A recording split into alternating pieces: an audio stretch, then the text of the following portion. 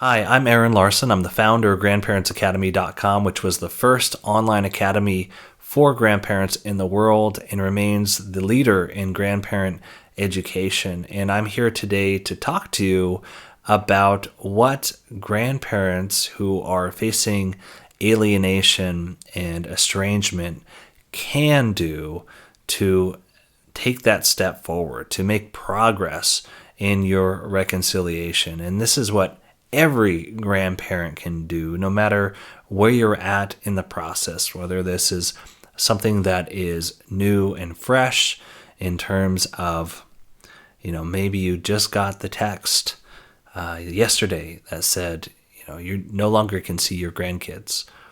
Or maybe this is something that's been going on for a long time, maybe for years even, and there just hasn't been any progress made. You're still cut off from your grandkids. And let me just first say that what you're going through is tragic. It's something that is so tragic.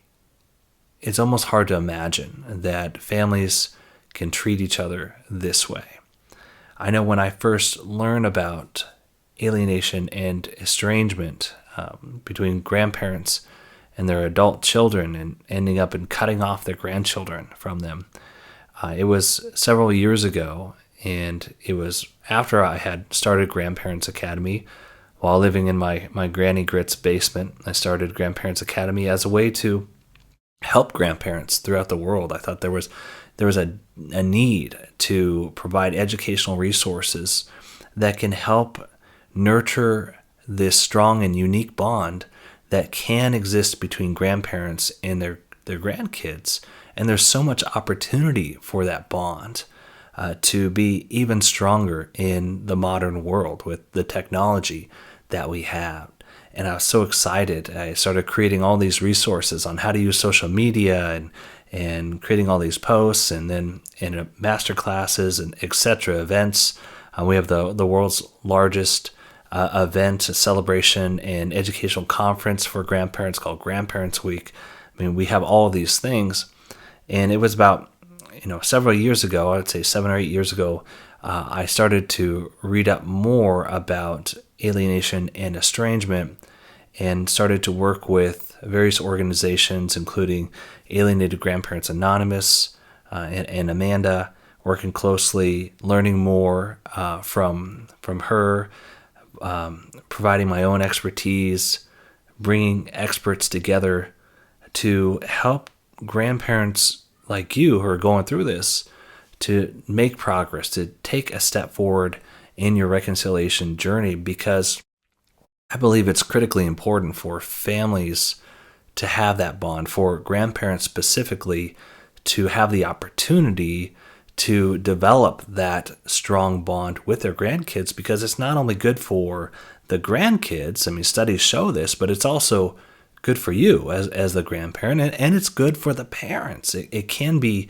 such a positive and healthy thing, and that's why it is so tragic that this is going on right now, and it appears to be increasing, this sort of estrangement, this conflict between family members for a variety of reasons. We have a whole summit, an online event called Conciliation Summit that I launched a few years ago, and it's dedicated specifically and entirely to this issue, bringing in experts to address what's going on here, because it seems to be getting worse. More and more families are experiencing this with the advent of social media, almost making it cool or popular for adult children to cut off their parents and label them toxic, when oftentimes it's something that is more of a disagreement that can be resolved.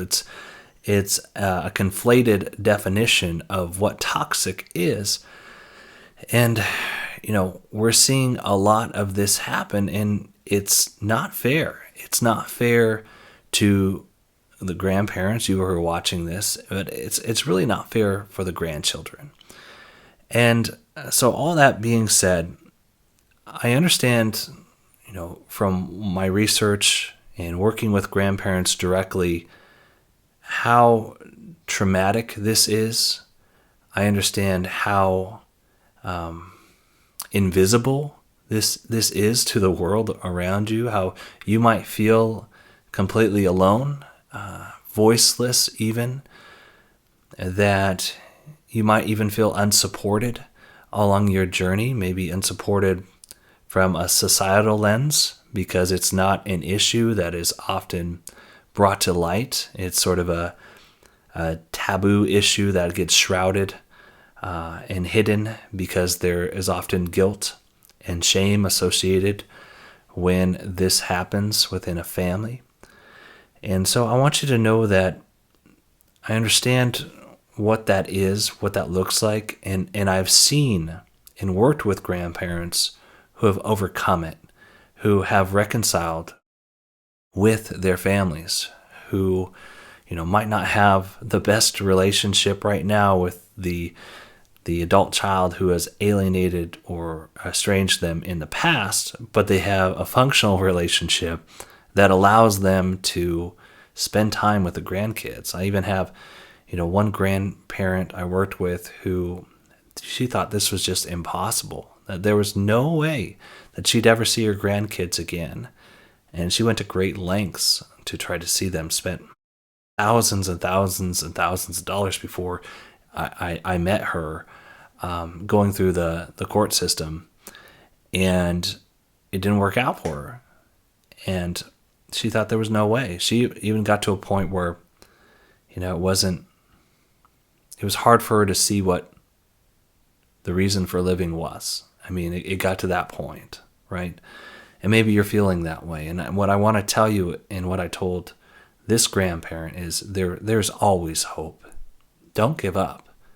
Do not give up. Your grandchildren deserve your efforts to keep going, because they will feel your love one day. You will be connected again someday, and you have to believe that to your very core to keep going, because this is a difficult journey. It can be extremely difficult for grandparents who are going through this. And I want you to know that I recognize that. I've seen it personally.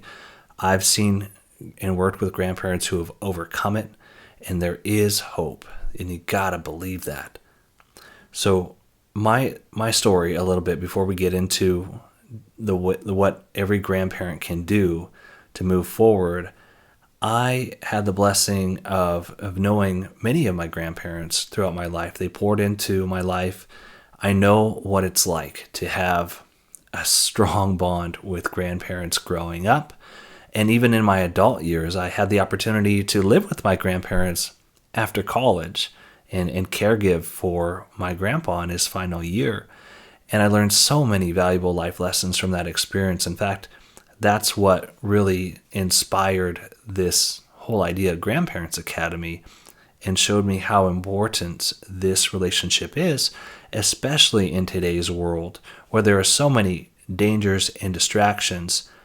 These kids today, they need a strong village. They need caring, loving, supportive people in their lives of all generations, not just their parents, right? Parents, you can have the best parents in the world, but think of all the things that the parents have to focus on nowadays just to get by, to make a living, to afford their mortgage, to put food on the table.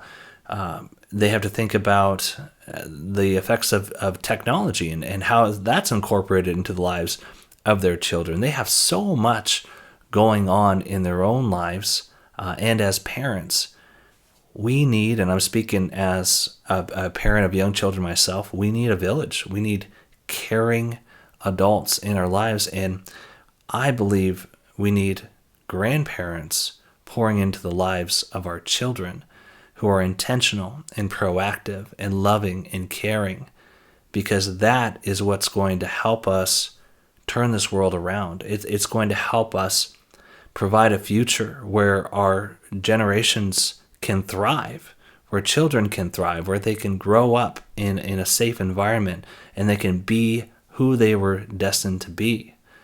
That's what we need. We need a strong family unit, and that's why, I created Grandparents Academy to help really strengthen this bond that can exist between grandparents and their grandkids.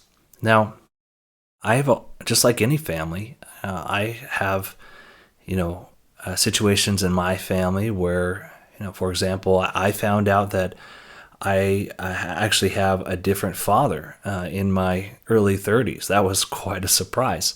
And, I won't go into all the details now, but that has brought on a lot of ambiguous loss, which we'll talk about a little bit. There's been some grieving that's happened because that realizing that I have a father who I knew. Fortunately, I got to know. He was a family friend, and got to know him a bit growing up and spend time with him. So it's not like someone I never knew, but there's this whole heritage in family history and grandparents on that side who I never got to know. And so there's a feeling of loss and grief. And so I know from the perspective of a grandchild what it's like to not have that relationship with a grandparent. And that's sad. It's something that I want to fight against with all my being so that your grandchildren know you. And I have proven ideas, strategies, tips to make sure that they do know you. There are a lot of different ways to be creative and think outside the box here as you're thinking about your reconciliation process. There's not a one-size-fits-all solution here, and you have to be able to be in a position where you can be creative in your reconciliation journey. And so we're going to talk more about that. But first, I just wanted to share, one, what you're going through is significant, and I realize that. And I feel privileged for the opportunity just to be able to speak with you, to provide you with some of the knowledge and research that I've learned or done, or the resources I've created to help you take a step forward, because there is hope. There is hope for reconciliation. There is hope that you will see your grandchildren again, and you gotta believe that. And I want you to know that on a personal level, I know with my whole being how important it is for grandparents who are positive and proactive and intentional to have that relationship with their grandchildren. It is fundamentally important for grandparents who aren't toxic, who, are looking out for their grandkids, to be able to have that relationship. And, I've had the best, and I've also, like I said, I haven't had the opportunity for some of my grandparents.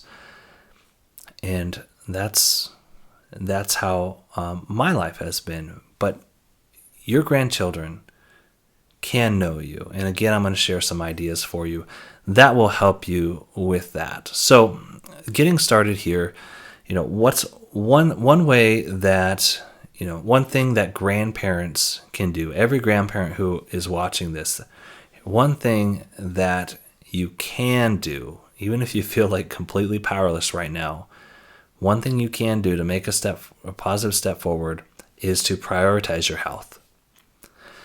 It doesn't do anyone any good if you are down and out, if you get to a point to where you can't function, where you're so depressed, you just want to stay in bed all day. Your grandchildren don't want to see you like that. Your grandchildren don't want to know you like that. Think about putting your own oxygen mask on first. They say this on the plane, right? If the plane starts to go down, put on your own oxygen mask. And the reason is that when you're able to take care of yourself, you're more able to share that love with others. You're going to have the energy that you need to make progress on this journey, because again, this can be a difficult journey. This could be one of the most difficult journeys or the most difficult journey you ever take in your entire life. I remember working with one grandparent, and this grandparent told me that, they had gone through cancer. They have gone through a divorce and they lost everything. And what they were going through now with this alienation from their grandchildren, being cut off from their grandchildren, from one of their children, was the most difficult thing that they had ever gone through. And maybe you're feeling the same way. So know that you need to have the energy to move forward. And in order to get that energy, you have to take care of yourself. And I'm talking, some of the basics. Go back to the basics here. Are you properly hydrating? Are you drinking enough water? Our bodies are mostly water. We need water in order to really survive and thrive. So are you drinking the recommended amount of water each day? Are you properly hydrating? It is so critically important that you're looking at that. Your diet, what are you eating? Are you, so down and out that you're just eating those potato chips all day? Are you eating a bunch of junk food? Buckets and buckets of ice cream containers. I don't know. I'm being a little facetious there. But the point is that what you put into your body matters. The fuel that you're putting into your body, that can affect how you're feeling, your emotions, your energy levels. It's going to ultimately affect, your progress through this reconciliation journey. It can absolutely affect that. It can be the determining factor some days between whether you take that extra step forward or if you decide not to because you're feeling motivated and you feel so depressed that you can't take that next step forward. You need to focus on your health. Part of that too, not just your physical body, but your mental, your spiritual health as well. Are you connected? Are you investing in your own spiritual growth? That can be very helpful as well. And we'll talk more about that later. The main thing is every grandparent who is watching this right now, you can take steps to prioritize your health. We talked about hydration. We talked about diet. We can talk about exercise. Exercise for some people has been and proven as effective as antidepressants. I mean, would you rather take a pill or exercise? I know it's probably it's easier to take a pill and all that, but is that better for you? I'm not a doctor, so don't take this as medical advice, but exercise is so natural and it is so healthy, and it's how our bodies were made. And it doesn't have to be strenuous exercise. You don't have to go out every day and run a marathon. But some people love running. That's how they deal with stress. That's the type of exercise that really keeps them going. So maybe it's running, but it doesn't have to be running. It can be walking. You can just walk around the block, and maybe you take a tennis ball and you bounce the tennis ball after a certain number of steps. And what it does, it gets your heart rate going, it gets your blood moving, the oxygen levels are looking good. That gets up into your brain, and your brain becomes, it's just, there's more activity going on. It helps you to think through the situation more clearly. It gives you that energy. It helps lift your spirits, and you get the benefit of all those positive hormones that are happening in your body. It's just like it can really, really help you make sure that you are making a plan, that you're making time to exercise. Put it in your calendar. All these things that I'm gonna talk about today, you got to put them in your calendar. If you got to block them off. You might be saying, Aaron, I don't use a calendar. Well, use a calendar. You can get calendars almost anywhere. My Granny Grit, she gets calendars sent to her from all sorts of charities. They send it to her, and here's your calendar. Can we have a donation? I swear, every year she asks me if I want a calendar, and she has like 50 of them at her house. It's incredible. So don't send her a calendar, whatever you do.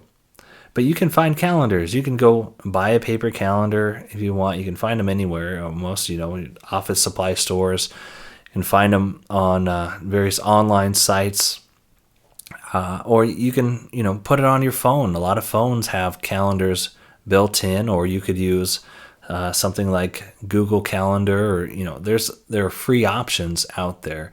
But schedule your time. If you are able to schedule your time and block it off, that will put you in a rhythm. You can be consistent, and you can do what you need to do in order to really prioritize your health, elevate your energy levels, stay out of that swamp of depression and inactivity where you feel like you can't get out of bed. Now I realize, and I've been there myself, where I've been so down. I've been gone through a crisis in my life, and I didn't want to get out of bed. I've had that happen a couple times in my life, so I've been there. I know what that's like, and exercise will help get you out of that. Whatever that looks like for you.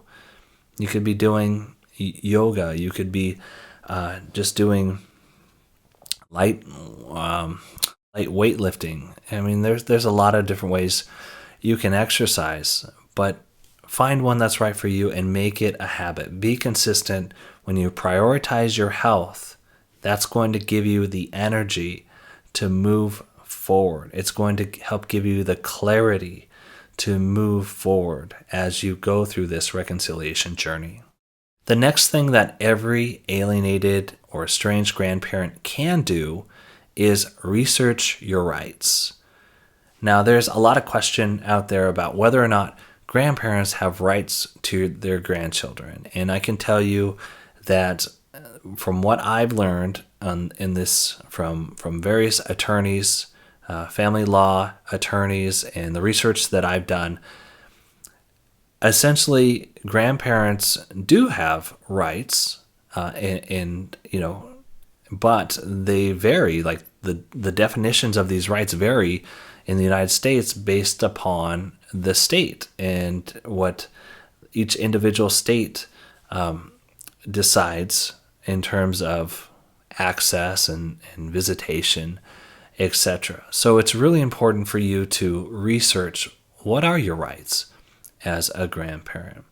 Now, the next question is, maybe you have rights, and every situation is different, right? So, this isn't legal advice. I don't know your individual situation, but it's important for you to look that up in your state, know what are your rights as a grandparent to visit your grandchildren. Do you have those rights, and under what circumstances, right?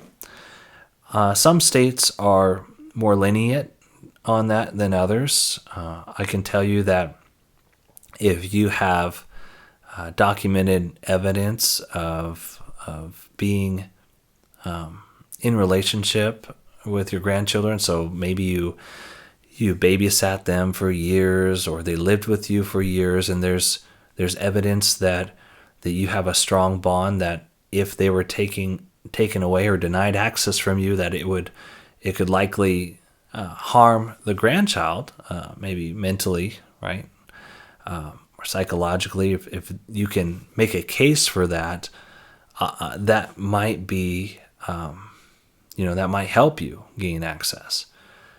But then you got to also weigh, what are the costs of going through the family courts?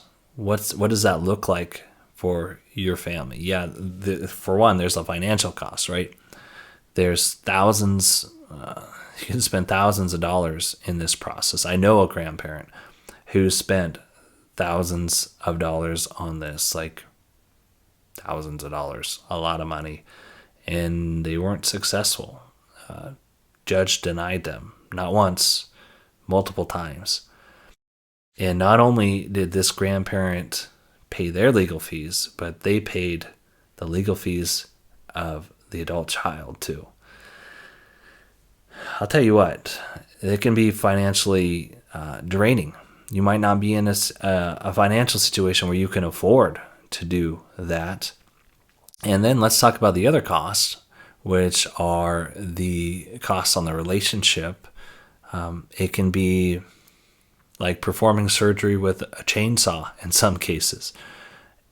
It might not end up the best for you. You might be successful in court, but then what's going to happen? You get certain rights for your grandchild, and what if the adult parents don't comply, and you have to fight more, or it can get so ugly. There's a lot of potential for it to get even worse than where you're at now. So I don't often recommend that grandparents go to family court. Definitely not as like a first step.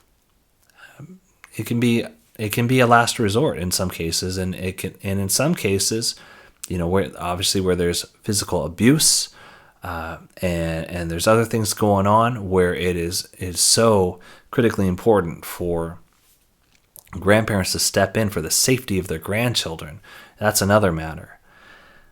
But oftentimes, it's more effective for you to focus on other paths towards reconciliation first.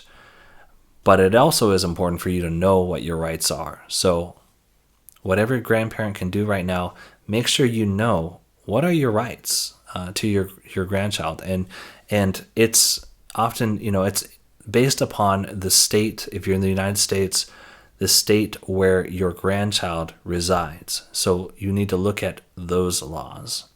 And if you need further help with that, other than the internet search, make sure you can always contact a family law attorney. You can get a consultation with them. It probably costs you some money, but you'll get clear on what your rights are as a grandparent. Next, what every alienated or estranged grandparent can do right now to kind of move this forward is make sure you're focusing on healing the relationship with your adult children, the parents of your grandchildren. You need to keep your eye on the ball here, and the reality is they are the gatekeepers to your grandchildren. They hold the power in most situations. The vast majority of these situations, the parents have the power here, and it is so important for you to focus on saying and doing whatever you need to do in order to heal that relationship. You need to understand why this happened in the first place. What are their stated reasons for it? You're going to have your own interpretation of the events that led up to this. They're going to have their interpretation of the events that led up to this. There's always, three sides to every story, right? And I say that not to have any blame. I don't want you to feel like I'm telling you it's your fault that this happened. There are a lot of reasons for why this could happen in a family. And again, I don't know your individual circumstances, but it's important for you to be focused on the path forward, healing that relationship, understanding what it is that was what caused this. And maybe it was something they did, maybe it was something you did, maybe there was a miscommunication or a misinterpretation of something that happened. Hopefully that's the case, because those are more easy to solve than some of the other issues, such as drug use, maybe there's mental health disorders, or there's addiction going on with the adult children, or there's other things happening that can be a little bit more difficult to navigate than a misunderstanding or a personality conflict, or there were boundaries that were crossed. Boundaries is something you'll hear often on this reconciliation journey if you haven't already.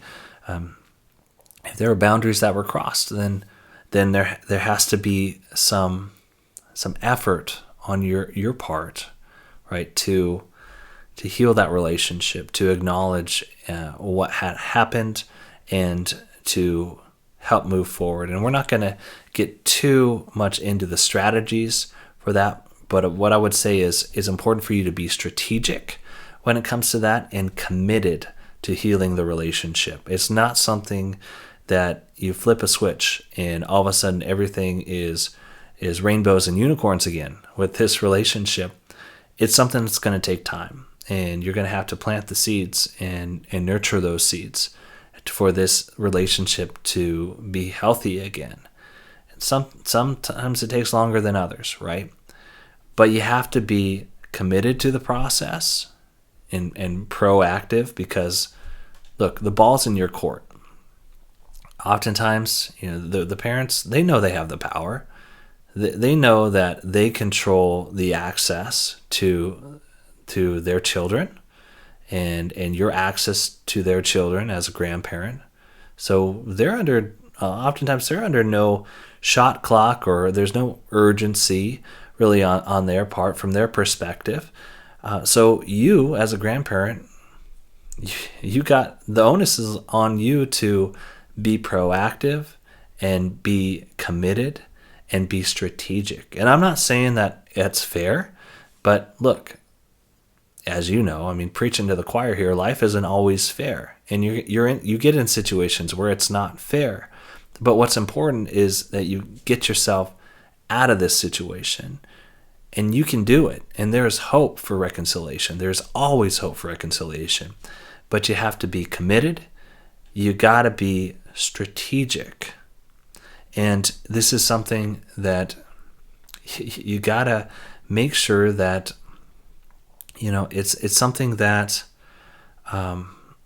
doesn't bring you down. It's, again, prioritizing your health. You need to make sure that you continue to prioritize your health first, because that's going to give you the energy and clarity to keep moving forward. And you're going to want to keep moving forward. This process is going to demand that you continue to move forward, that you have that resilience, that grit to keep taking that step forward. That takes energy, right?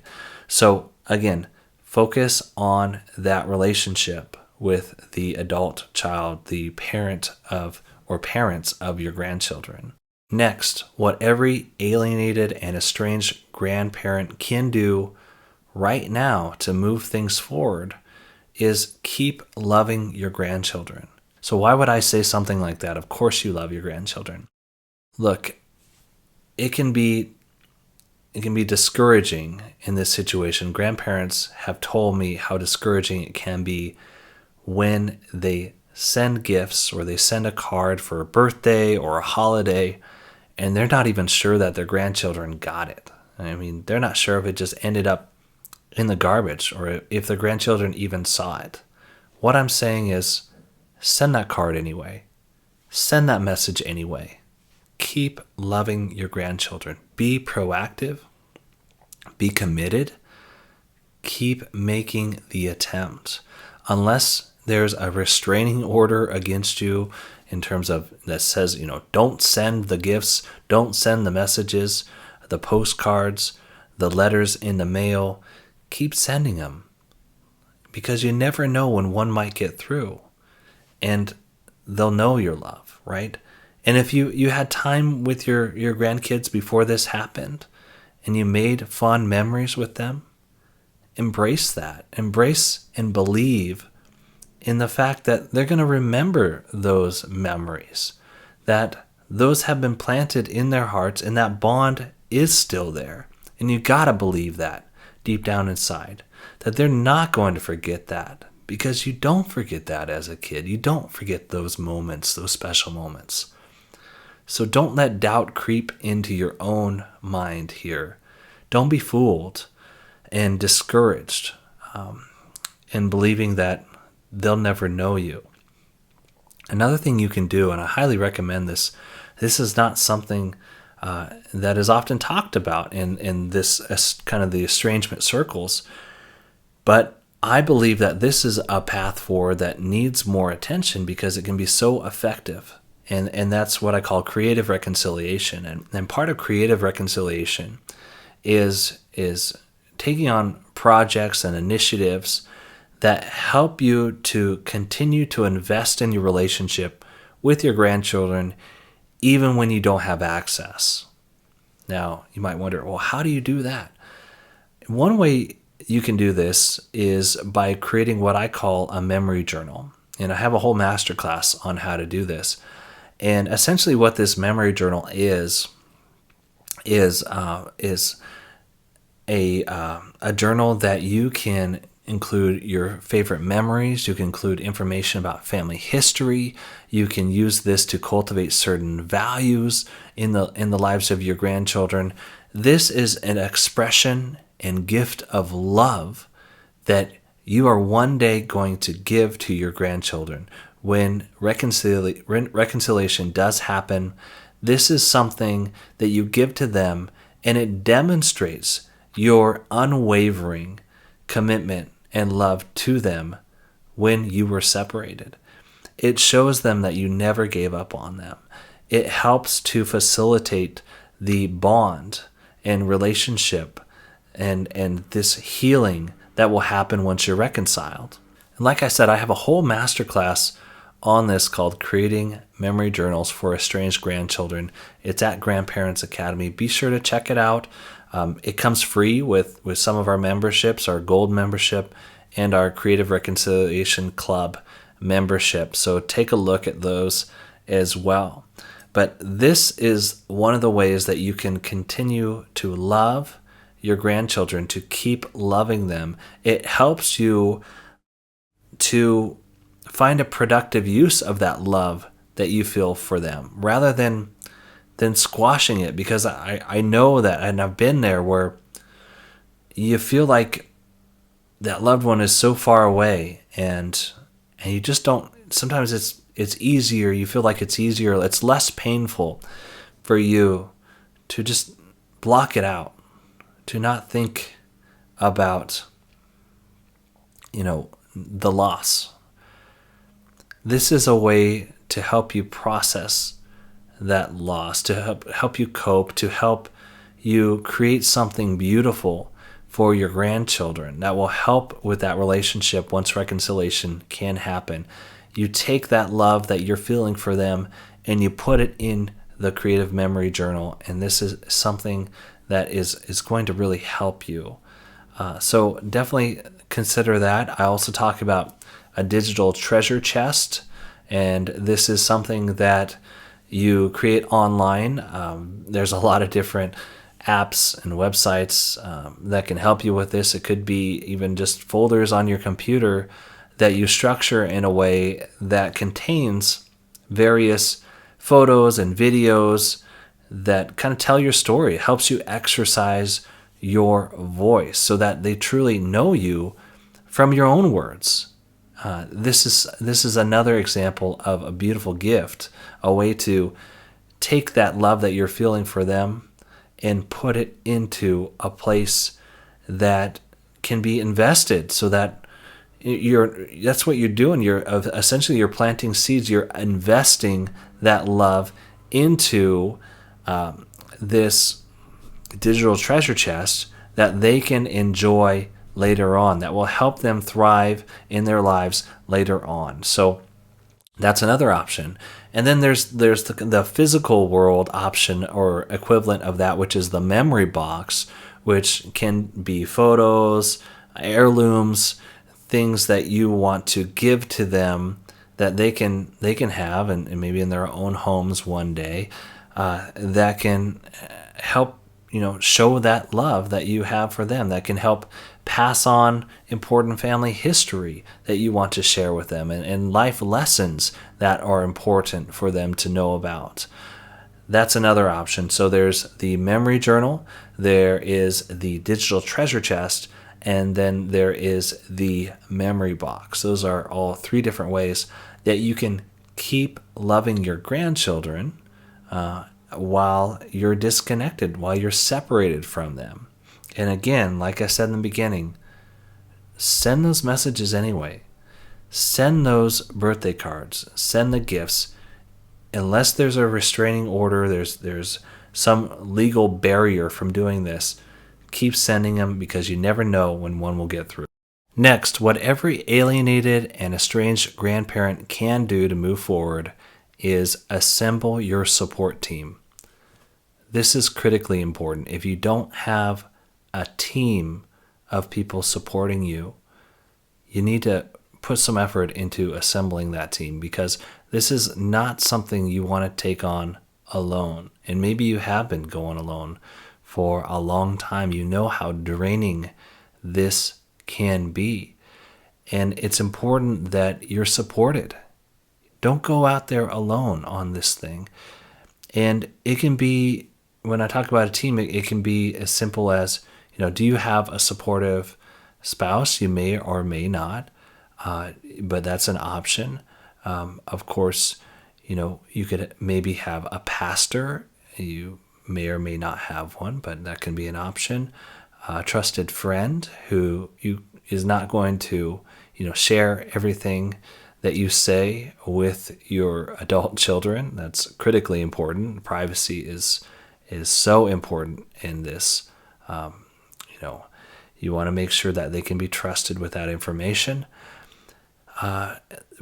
Trust professionals who understand what is grandparent alienation and estrangement, who have experience, who have a proven track record for helping people through this and helping to reconcile families. That's very important. It could be a therapist if you're struggling emotionally with this, with ambiguous loss, with the grief.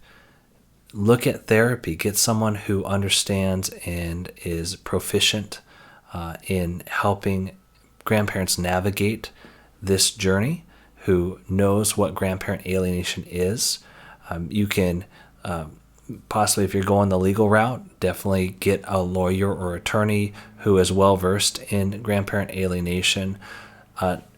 Maybe a communications coach if you're having difficulty breaking through and getting your message across. A lot of this can be resolved with strategic communication.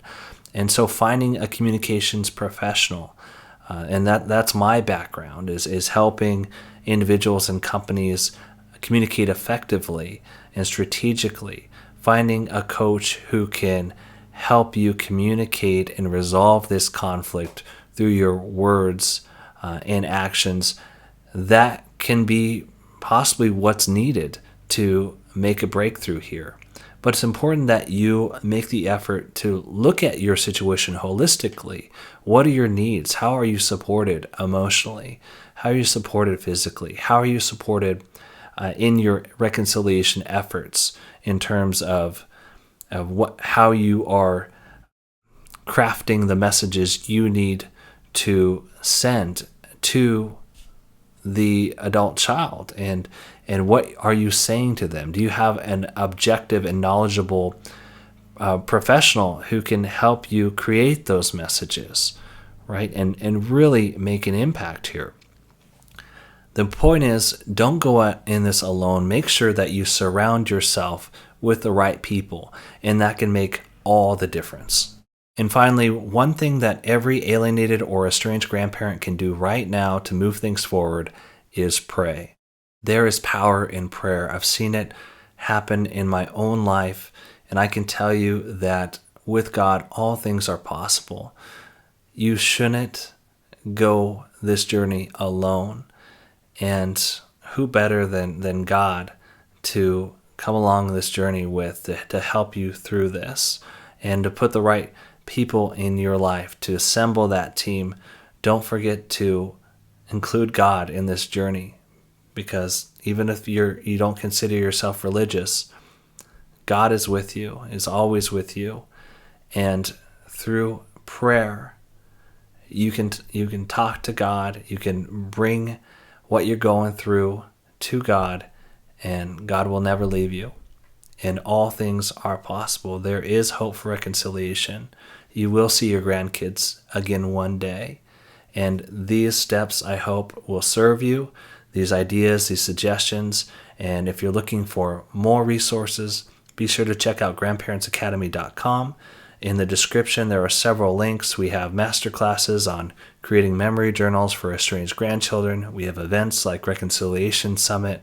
We have online support groups, lots of resources for you. So don't go it alone. And again, don't give up hope. I hope to see you again soon. Take care.